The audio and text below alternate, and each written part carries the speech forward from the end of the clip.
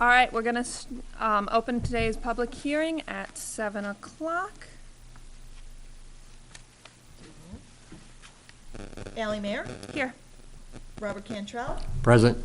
Andy Race, Art Highland, Here. Paul Engelman. Here. We have a quorum. All right, can I please have a motion to approve last month's meeting minutes, thank you, of October 9th?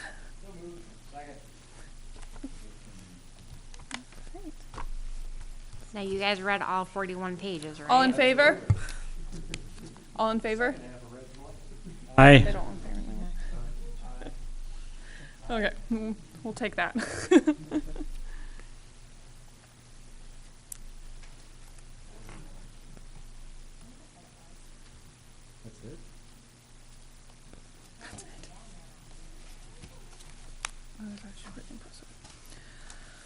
All right, opening case 2018-30 at 7:01.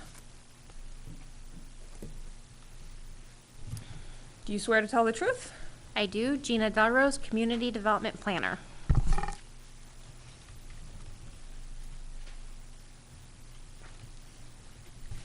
It was published in the Journal on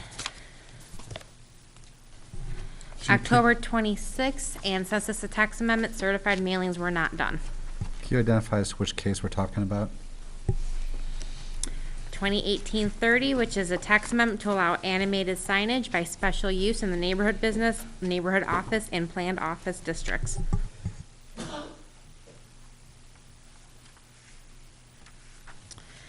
The applicant, Russ Caldwell, is requesting a special use to allow animated signage in the neighborhood office, neighborhood business, and planned office districts. On April 3rd, 2017, bless you, the council approved ordinance 341H, which allowed animated signage in all non-residential districts except for the neighborhood office, planned office, and neighborhood business districts. The three districts were not included because animated signage was not previously permitted outright or by special use, and because of their locations. There's an attached map in your packets that show the locations of all properties zoned, the three districts. So besides the concentrated areas along Logan Avenue and West Locust Street, most of the parcels that are zoned neighborhood office, planned office, or neighborhood business are isolated and in predominantly residential areas. The owner of a neighborhood business district zoned business on Locust Street is petitioning to allow animated signage by special use. Requiring the approval of a special use will allow the city to have more control over potential nuisance signs in the residential areas. It will also give the city the ability to review each sign on an individual basis. All animated signs will still need to adhere to the minimum requirements found within the zoning ordinance. These requirements are: messages displayed within the animated portion of the sign shall be static for a minimum of 5 seconds. Graphics and images shall be static, no flashing or animation is allowed. There shall be an instantaneous change of display for all graphics, images, and messages.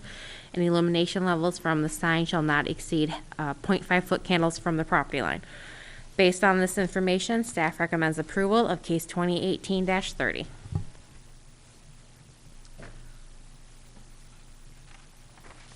Does the commission have any questions of staff?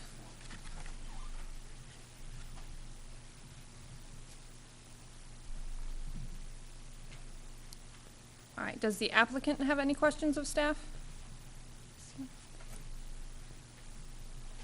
No. All right, hearing none.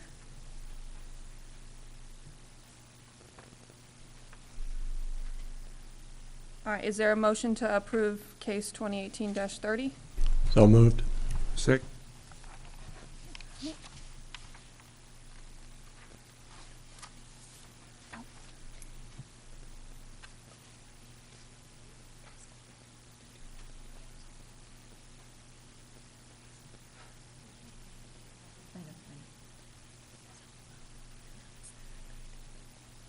Okay, and now please proceed with roll call. Robert Cantrell, Yes. Andy Race. Yes. Art Highland, Yes. Paul Engelman, Yes. Ally Mayer. Yes. The case is approved. Subject to the 3 requirements? Mm-mm. No, they're not. That's right requirements in the zoning ordinance. Okay, never mind.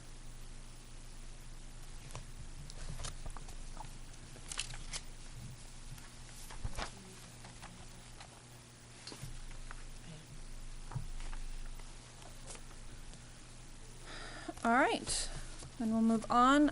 Opening case 2018-31 at 7:05. Do you swear to tell the truth? I do. Gina Delrose, a community development planner. The applicant, Russell Caldwell, at 8642 US Route 20 in Garden Prairie, is requesting a special use to permit an animated sign at 221 West Locust Street in Belvidere, which is Zone Neighborhood Business District, on approximately 8,000 square feet. The subject consists of no significant natural features and is developed with a food establishment and patio. Certified mailings were sent out on October 24th, and it was published in the Journal on October 26th. The subject property is Sips and Sprinkles. To the north is the Riverside Ice Arena. To the south is the Belvidere Family YMCA. To the east is a parking lot, and to the west is vacant. It is zone neighborhood business along with the properties to the east and west. It's institutional to the south and single-family residential to the north. The comprehensive plan actually shows the property being central business with passive recreation to the north and institutional remaining to the south. The applicant purchased the long-closed laundromat in 2018. Significant renovations were made to the building, including a patio in the rear. Sips and Sprinkles opened in July of 2018 and has become a popular establishment for residents and patrons of the Belvidere Family YMCA. Sips and Sprinkles also hosts several fundraisers throughout the year, benefiting local schools and organizations. The base for the freestanding sign has been installed. Since the staff report was typed, the sign actually went up. But prior to, and the sign is approximately 19.5 square feet. The applicant would like to add a 7 square foot animated portion below the sign that was just installed. The animated portion would advertise the various offerings of the restaurant as well as fundraising events and community events. The animated portion is less than half the size of the pole sign and will be required to adhere to the operating regulations found within the zoning ordinance.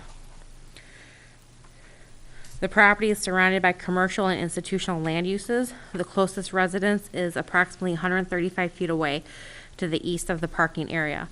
The freestanding sign is 19.5 square feet with an additional 7 square feet of animated signage below. Animated signage of this size is not anticipated to create any negative impacts to passing motorists or the residences located along West Locust Street. West Locust Street has been slowly redeveloping over the last 10 years. The former Eagles Club is now a printing press. 3 residences to the west of the property have had major facade renovations, and the Park District has been acquiring land and making improvements to Doty Park. More modern signage, such as the one proposed, is not out of character for redeveloping areas. The animated portion of the sign, operating under the regulations of the code and conditions of approval, is not anticipated to create a negative impact to the neighborhood or traffic conditions. The majority of nearby property is zoned neighborhood business and institutional. These zoning districts will allow the residences to either remain or convert to commercial properties, while also allowing the institutional land uses to expand. The new commercial business caters to not only residents and downtown patrons, but those visiting Doty Park and the Belvidere YMCA. The animated signage will help notify patrons of specials while also advertising fundraisers and community events. Planning staff recommends the approval of case number 2018-31, subject to the following conditions. The dimensions of the animated portion of the sign shall be in conformance with the submitted sign diagram and narrative, which is approximately 53 inches by 20 inches, and the illumination levels from the sign shall not exceed a 1/2 foot candle at the property line. Gina, can you testify as to when public mailings went out as well as the publication? I didn't hear it. Certified mailings were October 24th, and it was published in the Journal on October 26th.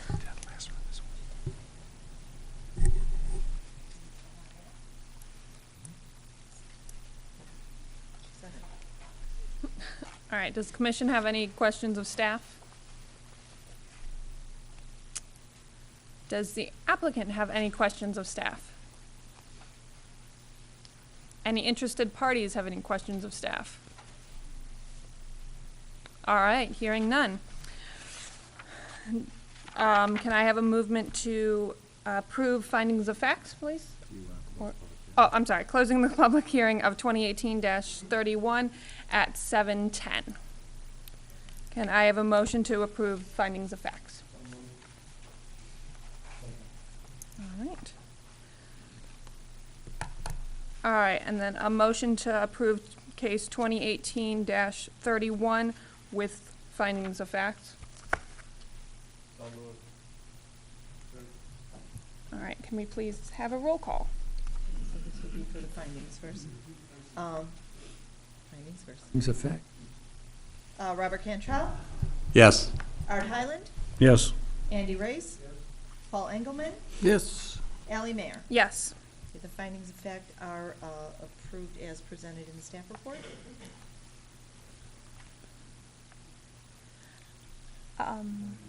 Now, Approve the case. Huh? Motion to approve the case. oh, shoot, I think I went too fast. Motion to approve the case, please. Second.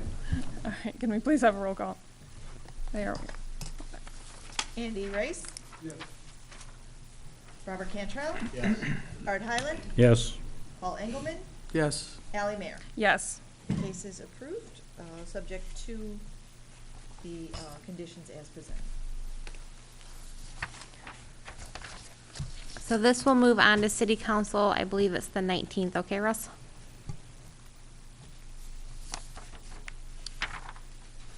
All right, we are opening case 2018-32 at 7:11. Do you swear to tell the truth? Yes. I c- I stole it. What are you looking for? The microphone at least doesn't. So the Gina Darrows, Community Development Planner. The applicant, Emily Chambers, at 11653 Porter Road in Garden Prairie, is requesting a text amendment to the City of Belvidere zoning ordinance relating to private residential chicken coops. The request will allow up to 5 chickens on one residential lot with specific requirements for housing and care. Oh. There were no certified mailings because it's a text amendment and it was published in the Journal on October 26th.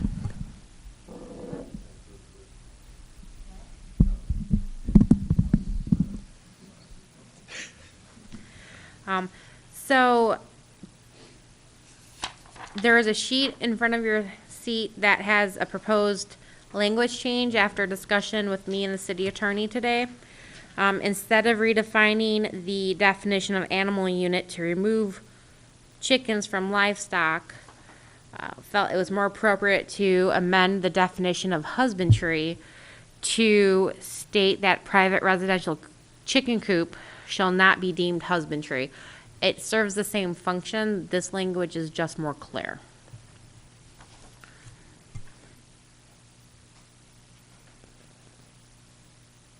The regulations that the applicant proposed is that as regulations for a private residential coop would allow keeping chickens on the same site as a residential dwelling, so they wouldn't be allowed on vacant parcels. It has to be attached to a residential dwelling. That in an outdoor shelter and attached outdoor enclosure shall be located only in the rear yard of a lot and no closer than 5 feet of either side yard or rear yard of the lot lines. An outdoor shelter shall not exceed 120 square feet. The maximum roof height of a shelter or enclosure shall not exceed 8 feet. For a pitched roof, the 8-foot measurement shall be the midpoint of the pitched roof. Chickens shall have access to an attached outdoor enclosure that has fencing on all sides, including the top. The fencing shall be constructed in the manner that prevents any chicken from escaping. The interior area of any shelter and the outdoor enclosure shall be maintained in sanitary condition. All shelters shall be designed and constructed with adequate ventilation and in a manner that allows them to be easily cleaned. No person shall keep or harbor any rooster over the age of 6 months. Now, in the staff report later on, I do have a recommended language change to that. No person shall keep or harbor more than 5 chickens on any lot.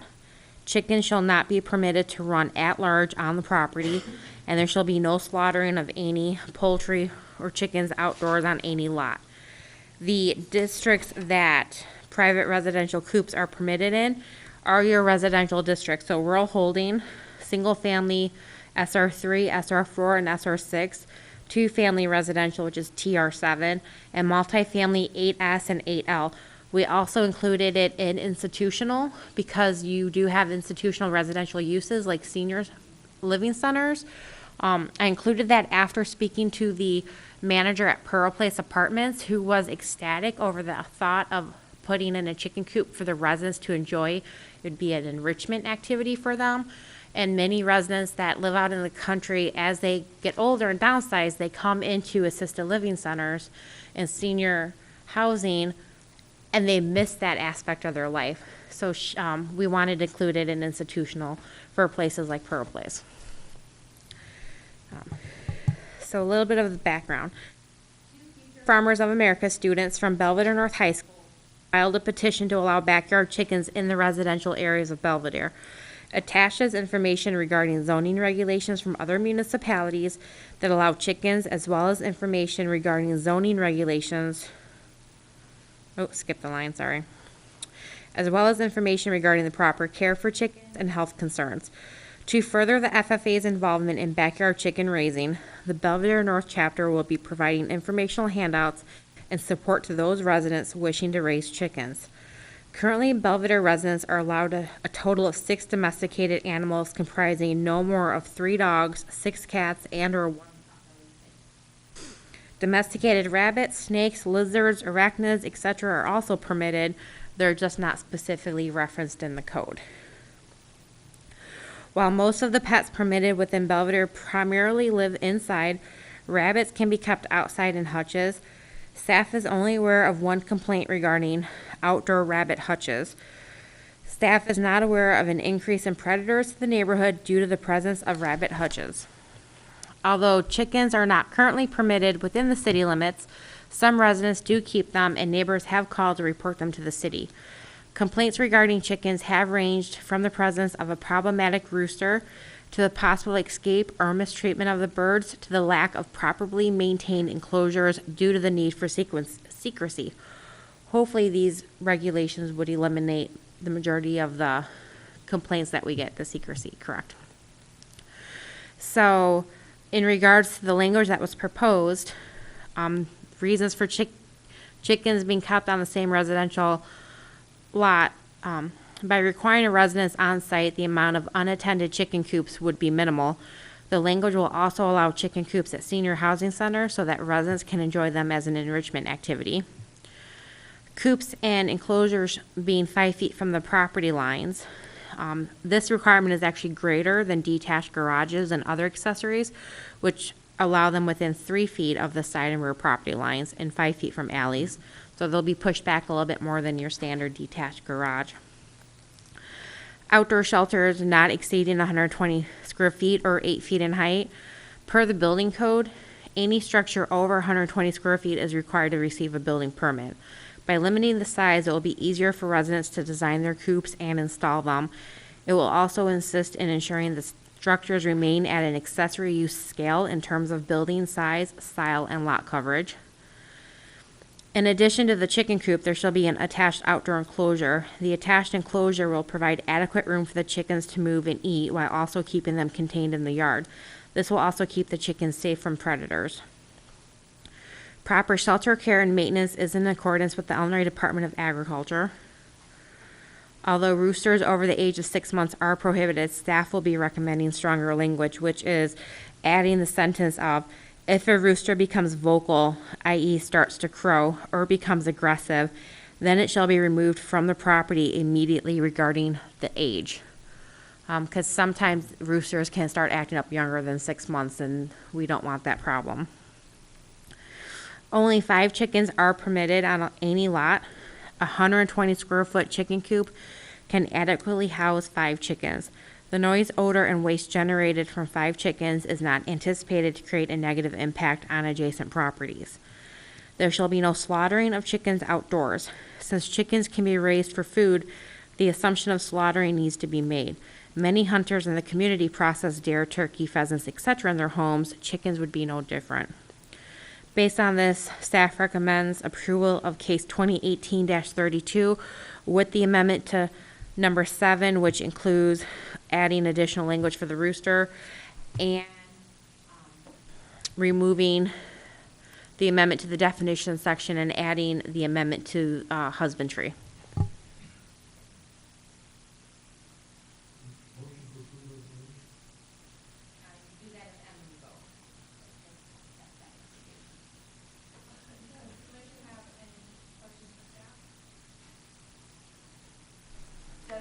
Well, so, if there, talk to me about the rooster again. So if a rooster becomes a problem, I mean, what does that mean? So most of the problems with roosters is they are the ones that crow very early in the morning. They're much more vocal than hens. That can be annoying for neighbors. And a rooster's, their intuition is to protect their hens. They can be very aggressive. They can chase and they can attack and become a big nuisance in that term. So I believe the girls, and they will be giving a PowerPoint presentation going into details about how they came up with their rules and regulations. But to I believe at 6 months you can properly sex a chicken to determine if it's a rooster or a hen. However, prior to 6 months, they can start getting those bad behaviors of the crowing and the aggressiveness. So if there is a rooster that say at 3 months is attacking and crowing and just really upsetting the neighborhood, instead of saying, well, they got 3 more months with it, it needs to be removed as soon as it starts showing those behaviors. So who determines that? If Kara gets just like any code enforcement, if Kara gets a complaint, she'd go out to inspect it, and it's a regulation of the code, so it would be a violation ticket. And if they don't adhere to it, it would end up in court just like any other code violation. Regarding health and sanitary conditions, does that fall under her purview as well? Correct. If there is any, it does fall under her purview. If there is anything that she is unsure about, there is an Illinois Department of Agriculture representative assigned to Boone County that is out here quite often. She can call them for assistance. Animal control does for like when it's more of the farm animals versus dogs, cats, where more of the rabies control issue. He comes out a lot to do site checks. And then, say a subdivision has the covenants. If a subdivision has a covenants, can a subdivision covenants restriction trump the? They do. Covenants and restrictions from subdivisions trump local zoning. We do not enforce them though. For instance, say your subdivision only allows wrought iron fences. The city can issue a permit for a wood fence because our code permits it. It's up to the homeowners association then to take it to their board to appeal it for that residence. So if a subdivision has a CCR that prohibits chickens, that's up for that subdivision homeowners association to enforce. The city does not enforce them.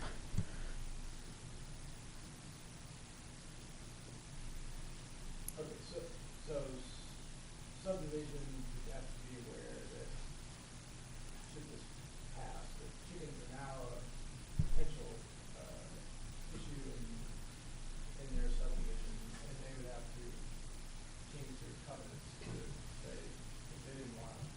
Correct. If they didn't want it, it would be up to the homeowners association to enact more rules and to enforce that.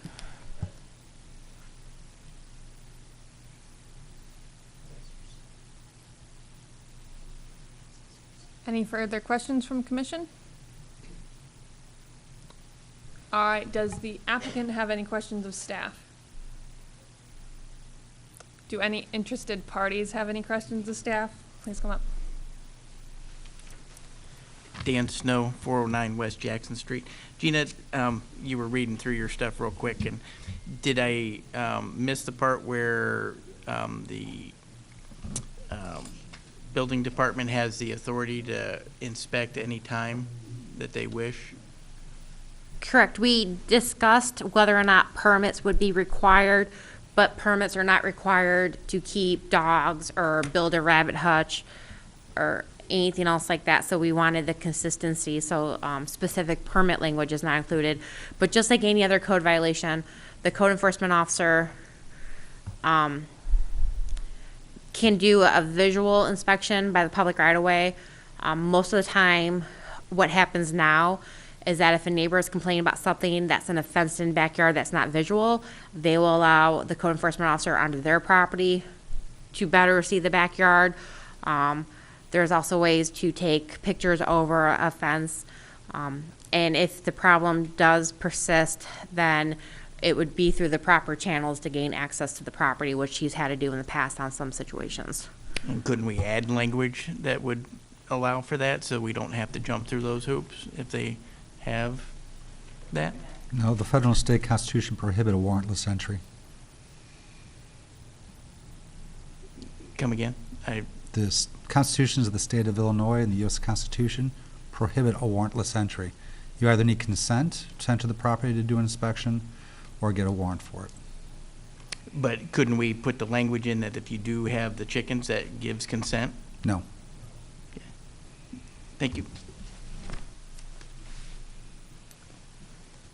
All right, does anybody else have further questions of staff? All right, does the applicant have a presentation they would like to present? All right, please come up. And there's a microphone that should have a green light on right over there. If you guys want to bring that with you, you can. That one should always be on.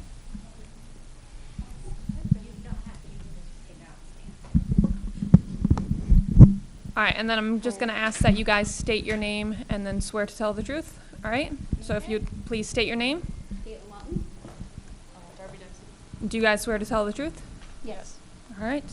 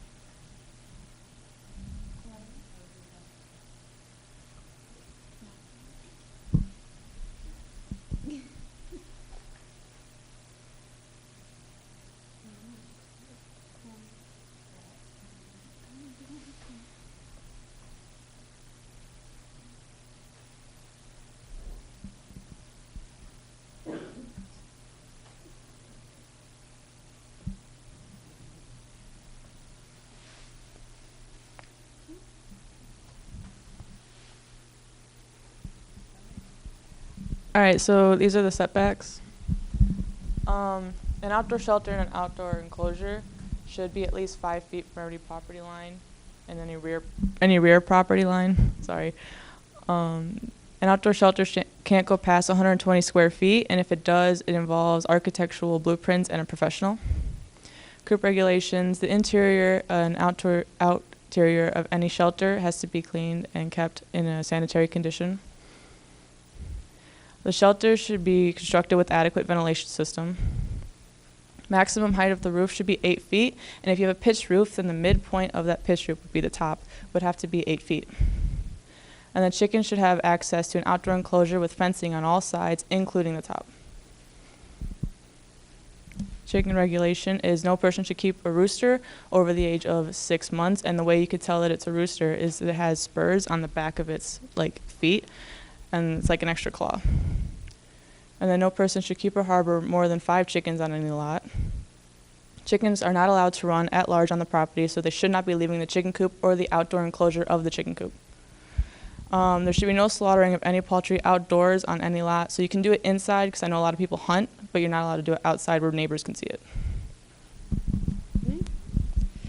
These are only a few of the towns that is in Illinois that do allow backyard chickens. One in particular that we talked to was Western Springs. We talked to Martin Scott, and we just asked him a few questions about their ordinance that they had. So we asked if they're seeing any downside to their ordinance. And this is what he said. He said that there's none, there are rarely any conversations about the topic and no chronic problems of it. And we asked, have you had any issues with loose chickens or predator problems? And he said, we had a few reports of loose chickens from time to time, but nothing reoccurring and no predator problems. Is there anything you wish that you guys, before passing the ordinance, or wish you could have added to your ordinance? And he said they have no major mistakes, but they consider allowing actually more than 4 chickens. These are only a few myths of chickens. Chickens will cause a noise complaint. Chickens actually, at their loudest, only cause 67 decibels, which is at most a human conversation, while a dog can reach up to 90 decibels. Roosters are requiring for laying eggs. Actually, roosters are not required for laying eggs. Hens will lay eggs whether a rooster is there or not. The rooster is only there to fertilize the eggs and make baby chicks. Chickens are not easy. Chickens are actually need no special maintenance whatsoever. They're like any other pet. They're happy with a house and home and food and water. Chickens will attract rodents or predators. Chickens actually get rid of mosquitoes, ticks, lice, and even small mice. They like them for little treats. Odors from chicken coop will be very unpleasant to neighbors. 10 chickens, which is actually twice the amount that we're allowing, only produce 0.66 pounds of waste, while a standard 40-pound dog only produces 0.75 pounds of waste.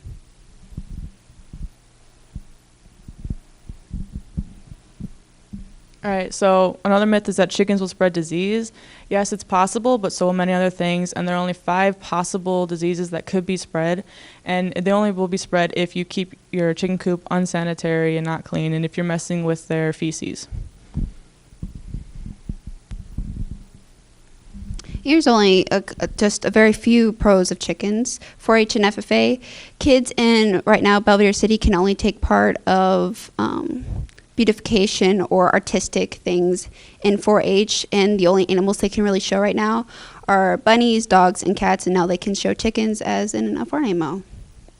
Insecticides. As I said before, chickens can eat mosquitoes, flies, and even small mice.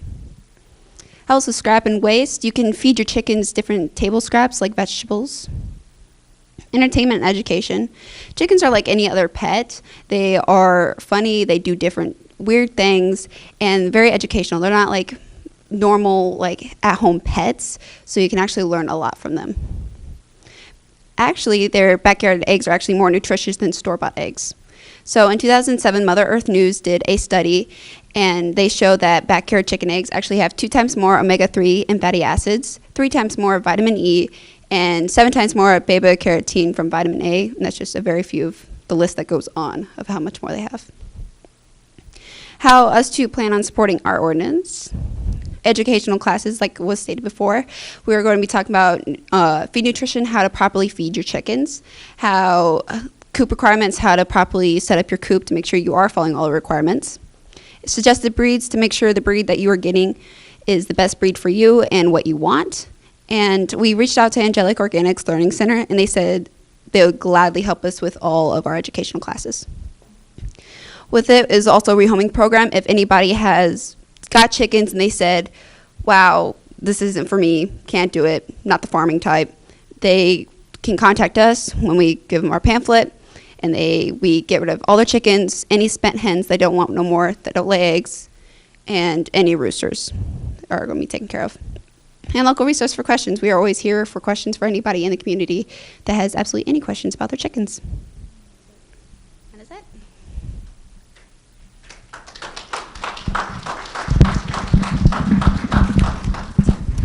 Can you please stay up here for questions? Thank you. Does the commission have any questions for the applicant? All right. Oh, In- you guys are going to need the mic again, too. Oh. You can use those mics, but you have to hold down the button. All right? You may. I've seen A-frame chicken enclosures at auctions, and they have the coops in the back, and they're light so the people can move them around on the lawn or the grass, so the chickens can get new grass when they wear them out. Are those going to be legal? Those would be permitted as long as they are kept 5 feet off the property line. Anyone else have any questions for them? I'm just curious about the rehoming. How do you do that?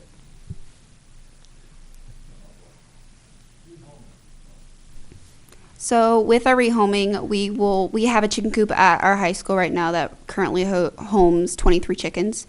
And so anybody who calls up and say, hey, can't take care of it, can't do it, we take them into our chicken coop.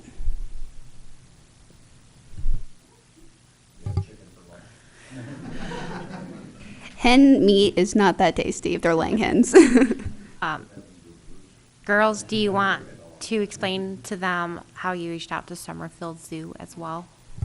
So we also reached out to Summerfield Zoo. So of course Summerfield Zoo is the local zoo here, and any roosters or hens that aren't needed or wanted, they said that they'll gladly take any hens of ours as enrichments for their animals.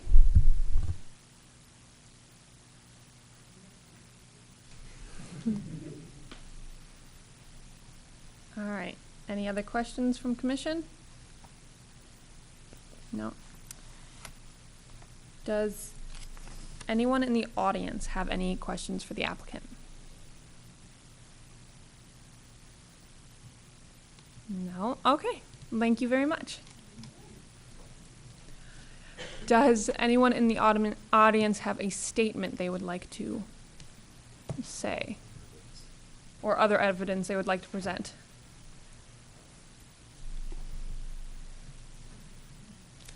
Whichever one you prefer.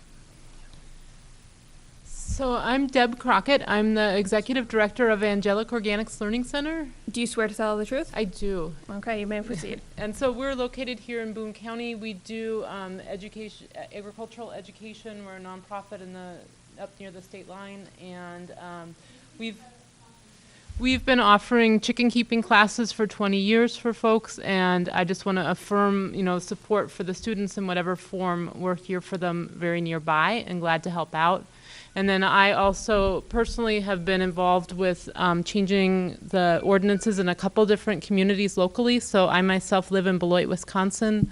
We legalized backyard chickens in 2012, so I've had them myself for 5 years now, and as have others in my community. And as far as I know, there haven't been any issues there. And we've also worked with Roscoe as well, and then I have a colleague in Chicago who's worked with a number of different communities. So if there are any questions that you all have, or that the students or that community members have about keeping backyard chickens, I'm glad to be a resource or connect you with others as well. And I guess I would say I really commend the young people from Belvidere for taking the initiative to bring this forward. Clearly they're educated. I don't think they need a lot of support from somebody like me, because they're our future leaders, and they're the ones who are taking the initiative to have the opportunities in their community that they seek. So wonderful that you have raised such young leaders like these two. All right, Thank you. Does the commission have any questions for her? Would you please stay up here just in case question? Okay. All right. Does anyone else have a presentation or statement that they would like to present? No? All right, hearing none. We will proceed. All right. Guess we'll be closing case 2018-32 at 7:40. All right, can I have a motion to approve the case? So moved. Second. All right, can you please take roll call? Sure. Robert Cantrell, Yes. Art Highland, Yes. Andy Race, Yes. Paul Engelman, Yes. Ally Mayer. Yes. The text amendment is approved. So it would go to city council on the 19th. And you guys did a great job.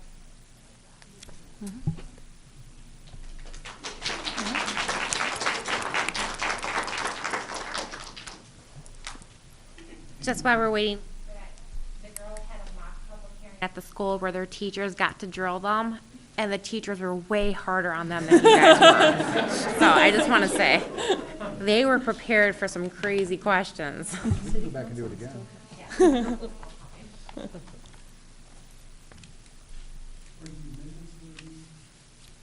Yes, so when I type up the ordinance and the findings of, and the rec, I'll have those two amendments put in that language.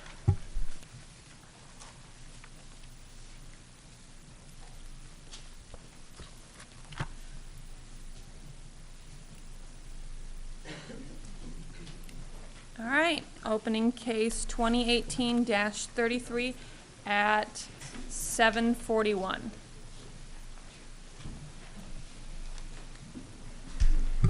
Do you swear to tell the truth? I do. Gina Delrose, Community Development Planner. The request by the applicant, State Street Gaming LLC on Olson Road in Belvidere, on behalf of the property owner, Logan Avenue Properties LLC, also on Olson Road in Belvidere, is requesting a special use to permit the continued use of an existing drive-through lane at 2195 North State Street in the planned business district on approximately 3/4 of an acre. The property is developed with a drive-through restaurant and parking area. There are no significant natural features on the property, and it was certified mailings were sent out on October 24th, and it was published in the Journal on October 26th.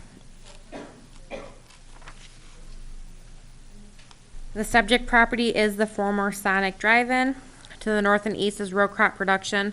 To the south is commercial and office buildings. To the west is residential and row crop production. That is actually in the county. It's planned business along with the properties to the north and east. To the south is neighborhood office, and to the east is unincorporated Boone County. The comp plan shows it staying planned business except for single family to the south.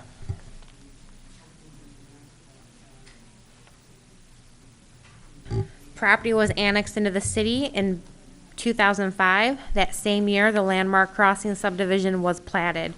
Replat involving the subject property was approved in 2009. Sonic Drive-In was granted a special use for planned development in 2009 and constructed a drive-through restaurant. The restaurant was officially closed in 2015, and the property has been vacant since then. Since the restaurant closed, numerous attempts to establish a new eatery at the location have failed. The feedback received indicated that the building was too small to accommodate a dine-in area or retail area. This is largely due to the fact that the property was originally designed for predominantly drive-through sales. After pursuing other commercial businesses, the applicant petitioned for a special use to allow indoor commercial entertainment on the property, specifically the operation of a bar with video gaming. On October 1st of 2018, the City Council approved Ordinance 428H allowing for indoor commercial entertainment on the property. Since the drive-through lane has not been utilized for more than a year, the original special use allowing it has become null and void. The applicant is requesting a special use to allow the use of a drive-through lane again. Bless you. Retail sales of alcohol is permitted on the property per the planned business district requirements.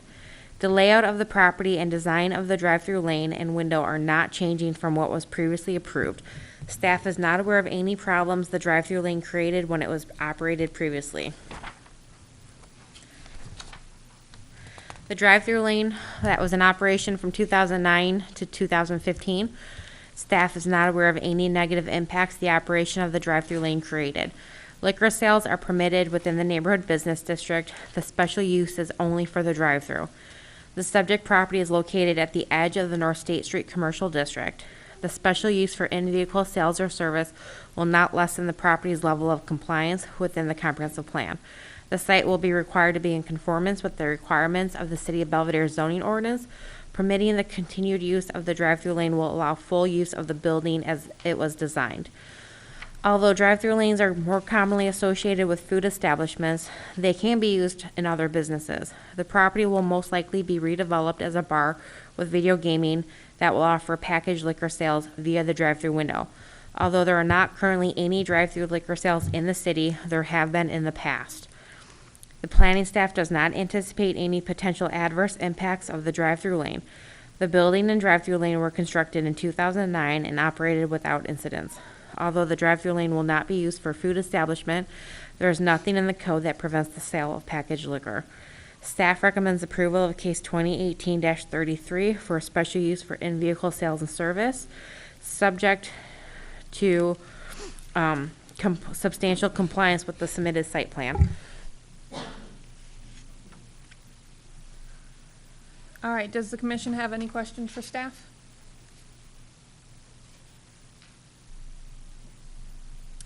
Does the applicant have any questions for staff? All right, please come up. Attorney Nathan Noble, 504 North State Street. I swear to tell the truth. Wait, this is just Oh, questions. okay, just right now. questions. Okay, well, we'll get there then. But thank you. Gina, with regards to what was previously approved that had expired with regards to the drive-through sales, is it a true statement that should Sonic had wanted to, they could have obtained a liquor license and sold liquor as of right based upon what was previously approved? That is correct. There is nothing in our liquor code that prevents the sale of alcohol through a drive-through window. It is just like if you would go into a store, you still get carded. I know there's questions in the past about Bassett training requires you to be able to tell if the person is too inebriated before you can serve to them. Bassett training is only required for the sale of open alcohol, not packaged liquor. So that concern of not being able to tell the level of intoxication through a drive-through is not, although it's very good, is not relevant in this case. So yes, and in the past there have been drive-through liquor stores in Belvidere before I lived here, but talking to people that have been in this town longer, they remember it. It does happen in other towns. So unless the liquor code prevents it, it's generally permitted with the drive-through sales. Yes, and thank you for clarifying my point. The premise of the question, containers, sealed containers type of thing, not open liquor. Thank you. Parties have any questions of staff?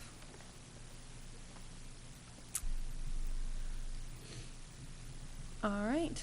Does the applicant have a presentation or testimony that they would like to present? Not at this time. Any interested parties have any testimony they would like to present?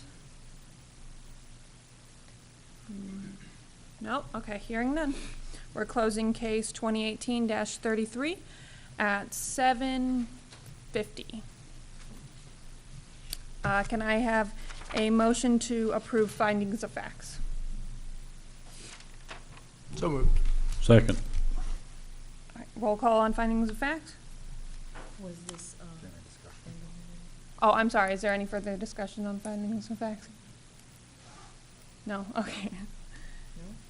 No. Was this for findings of fact? Yes. Mhm. And it was Engelmann? And- Highland? Yep. I'll catch up. Okay, Engelmann? Paul Yes. Engelmann? Art Highland, Yes. Andy Race, Robert Cantrell, Yes. Ally Mayer. Yes. Okay, the findings of fact are approved as presented in the staff report. All right, motion to approve case 2018-33. So moved. Second. All right, roll call, please. Okay. Robert Cantrell, Yes. Paul Engelmann, Yes. Art Highland, Yes. Andy Race, Ally Mayer. Yes. Case 2018-33 is approved, subject to the conditions presented.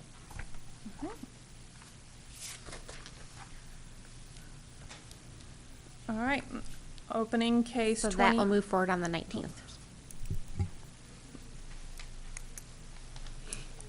All right, opening case 2018-34 at 7:51.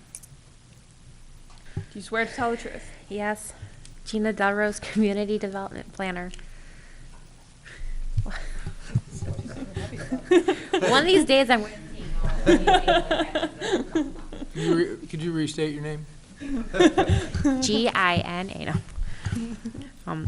The applicant, Kelly Quimby, at 712 Peter Avenue, Rockford, on behalf of the owner, Ed Marks, and the contract purchaser, John Aarons, both of Belvidere, is requesting... What? Oh. I'll get to it. Sorry. A special use for bar and video gaming at 105 Buchanan Street, which is Zone CB Central Business District.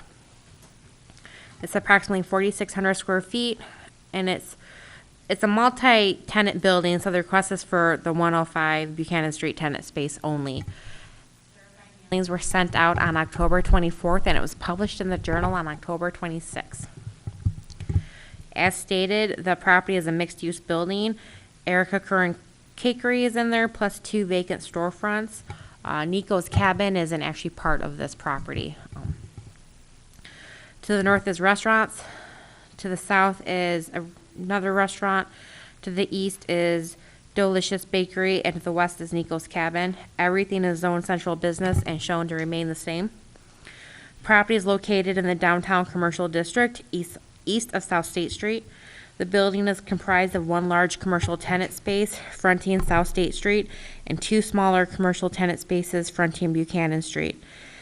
There are also second-story residential apartments. The tenant space in question has housed numerous taverns in the past, but was most recently an ice cream and candy store. Buchanan Street, commonly referred to as the Short Line, has historically been home to taverns, restaurants, offices, and professional services.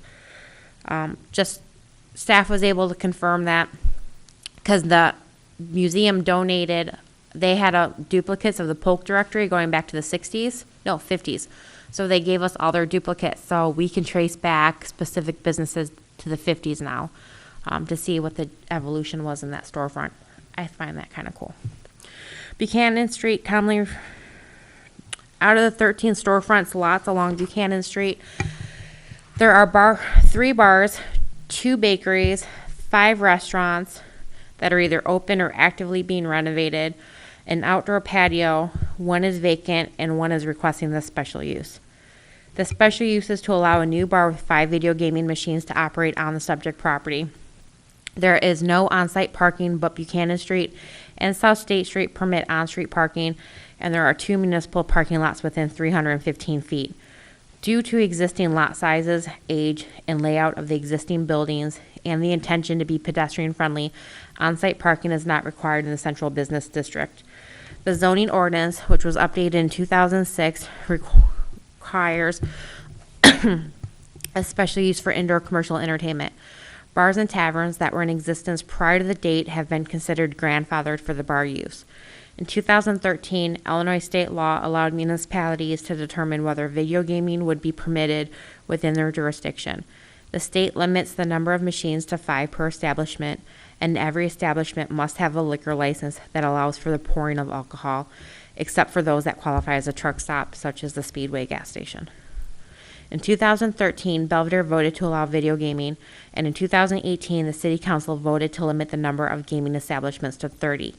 The applicant is aware that although the special use will grant the ability to operate a bar, there is no guarantee that video gaming license will be available. Also in front of you is a spreadsheet, just because I know there's always questions about how many licenses have been issued, what's the status on them. So.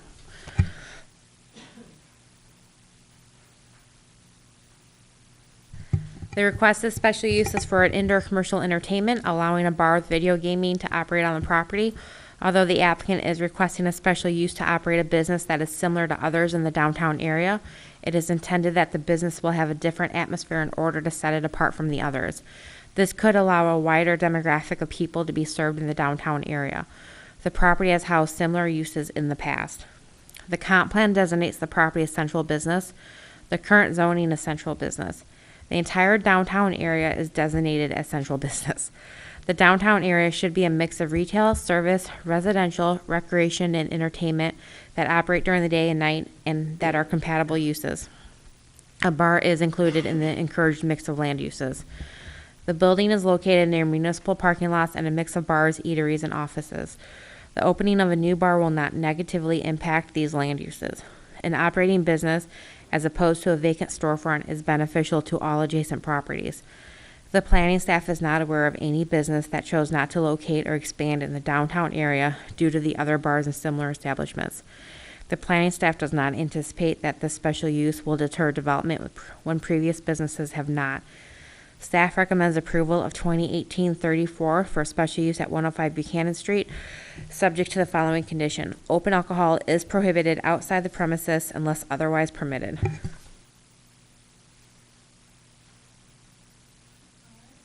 Does the commission have any questions of staff? Yes. Have we not exceeded our 30 limit yet? So, and this is a discussion I've had with the applicant. We have approved 38 special uses. This would be number 39. Out of those, no, I'm sorry, 39 special uses have been requested. 5 have been denied or expired, leaving 33 if this one gets approved. Only 23 licenses have been issued. 5 businesses have already submitted to the state. They're waiting for the state to respond. So that would bring it up to 28, which leaves 2 open. So if he can beat the other previously approved ones into Shauna's office for a license, he could get one. So he knows that now it's just a matter of who gets in there first. And that is what I probably get phone calls almost every day from people asking about video gaming, and I tell them the same thing. You can apply, you can be approved, but it's not guaranteed at this point. He was willing to take that chance. So the other ones that already have license or applying, they don't have priority over in there. No, the way the language reads when they limit it to 30, it's the first 30 licenses. So, yep. Because the state could end up denying one of these for whatever reason, so. Basically, there are 2 slots open. Assuming that the 5 that have already submitted to the state get approval from the state.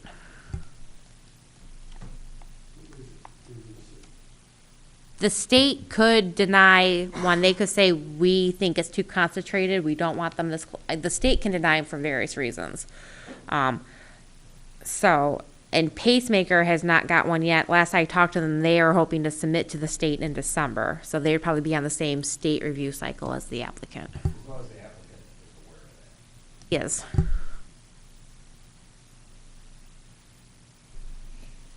Does the city open itself up to litigation at some point if city council approves these things and they don't make it in time to hit the 30? I mean, is there any possible litigation? As soon as we started getting close, I've made it very, very clear to everyone that's coming in to apply. And one of the reasons why we are accepting applications is because indoor commercial entertainment is for bars, bowling alleys, pool halls. It's our zoning code generalizes land uses, so there's always multiple under that heading. So it's a special use for that land use. Video gaming is just one aspect of that land use. So he's getting a special use for indoor commercial entertainment, which would grant him the ability to have a bar. He just may not get the video gaming aspect. And I've been very clear to that to everyone that's called the office since we started getting close to our limit. It'd really be no different than, for example, seeking a map amendment to rezone a property into neighborhood business so you could open a pub, let's say. And so that's granted, but maybe liquor license isn't granted eventually. Same kind of scenario. So, no, there's actual no liability whatsoever, though Gina's very careful, like she said, to, if she knows why they're doing it, to give them a heads up about the situation. And have we looked at, kind of off topic, we're not directly related to this case, but have we looked at concentration at all, considered it? We do not particularly look at that, the state does. Before the state will issue a license, they look at the concentration of video game establishments and how close they are to each other. I actually spoke with the Gaming Commission contracts with the Illinois State Police to provide their investigators. I was talking with one of the investigators when they're actually doing an investigation as to whether or not a state license should be issued for one of the gaming establishments on the north side of town. And one of the things they're looking at very closely now is trying to make sure they don't have multiple gaming establishments within one small strip mall. You're starting to see them where they're going, 2 or 3 within a small strip mall. They're starting to deny those because they don't want to basically establish a casino by having multiple little gaming establishments next to each other. So the state does look at that. We typically do not. If they get the state license, then it's pretty much, as long as they pass the background checks, good to go. A couple.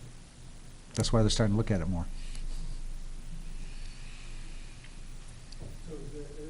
So is there a subjective criteria they use, or?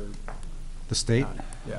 I'm not entirely certain. I know they do. They look at how many are within a certain proximity by square footage and how close they are to each other, but I'm not aware of the exact standards. Any further questions from commission? Nope. All right. Does the applicant have any questions of staff? Does anyone in the audience have any questions of staff? Would does the applicant have any testimony or presentation that they would like to present? Sorry, walking a little slow today. You're fine. Hi. Can you please state your name? Yes. Hi, good evening. Mike Ortiz, and this is Kelly Quinby. And it's actually Quinby with an N. All right. Do you swear to tell the truth? I do. We do. All right. You may proceed. Hi, my name is Mike Ortiz, and I actually help Kelly out throughout this process, and I do the build out and everything. I'm pretty familiarized with the whole licensing procedures and stuff like that. So Gina knows we've worked together on a couple other projects that also we brought to Belvidere, came in front of the board for other parlors and stuff, and this would be the third one that we're doing here in Belvidere. Kelly owns Spinning Slots in Rockford, and now she's extending Spinning Slots to Belvidere. So we've been working with John for quite a while, and John told us about this opportunity that was coming up to Buchanan Street. Originally, we were going to look at another building that was open, but then I guess the Sweetery decided to leave, or they weren't doing pretty good. So we jumped on this opportunity. Since Kelly owns a couple other, another parlor and stuff, we think that the process is going to go a lot faster because the fingerprints were already done. We actually just opened one in June. So her fingerprints are still valid and a bunch of stuff like that. So she has pretty good relationship with the video gaming people. So we think with this process going to move pretty fast. We're moving pretty fast with staff, and we're working close with them and everything, so to make sure there's no speed bumps in the way and make sure this process just flies by. So, but we are aware of all those things that that she told us and everything. So I mean, we decided to take that risk, and we're moving forward with it. All right, thank you. Does commission have any questions for the applicant? I just want, when Gina was talking about the case, she said something about kind of your establishment distinguishing itself? We are. One of my jobs here with Kelly is to actually she has a gaming department that's top 5 in the state. So one of my jobs is to do a market study and everything, and to make sure that we design just not another parlor, open up and put 5 machines in there. We want to make we target a specific type of clientele that likes the gaming, and we did it at Spin and Slots, and like I said, it's top 5 in the state. So that's another thing that we plan here. We're going to pick a theme, try to bring some traffic. I had a meeting with the mayor, Chamberlain. I think he has good projects for Buchanan Street, and we want to participate in those. One of those things was outside seating. He said that the Sweetery actually opposed it back in the day, but he wanted to see outdoor seating here on Buchanan Street. So maybe later on in the future we can revisit something like that, and then make that little Buchanan Street, the street to go to nowadays. So at Spin and Slots, we do promotions and stuff to draw those types of crowds that we want. We don't want any trouble or anything like that. So that's what we're targeting for. We have a very strong strategic marketing plan that we put in effect, and that's how we based it. So. And we're a very unique upscale environment. If you guys ever want to come down to Rockford, visit any Spin and Slots, more than welcome to. Any other questions from commission? All right, does the audience have any questions of the staff? Or, I'm sorry, of the applicant? Not yet. All right, thank you. All right. Does anyone in the audience have any testimony that they would like to give as well?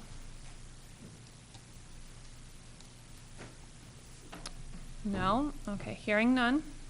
We're going to close case 2018-34 at 8:06. All right. All right, can we get a motion to approve findings of fact? So moved. Second. All right. Any further discussion? Okay, can we get a roll call on findings of fact? Robert Cantrell, Yes. Art Highland, Yes. Paul Engelman, Aye. Andy Race, Yes. Ally Mayer. Yes. Findings of fact are approved as presented in the staff report. All right, a motion to approve case 2018-34. So moved. Can we get a roll call, please? Robert Cantrell, Yes. Andy Race, Art Highland, Yes. Paul Engelman, Aye. Ally Mayer. Yes. Case is approved, subject to the one condition. There are no cases for next month. Oh, my God. I know. Good. Well, then that's great, because it looks like we wouldn't have a quorum anyway. I have been talking to people that will probably be submitting for January, though, so expect a January meeting. For those that are looking to not cook on Thursday, the Chamber Chili Cook-Off is at the Community Building Thursday, starting at 5. Bob is a judge, and I heard he takes bribes, so. Yeah. Starts at 5 o'clock. Christmas is December 7th, so hope to see everyone at that as well.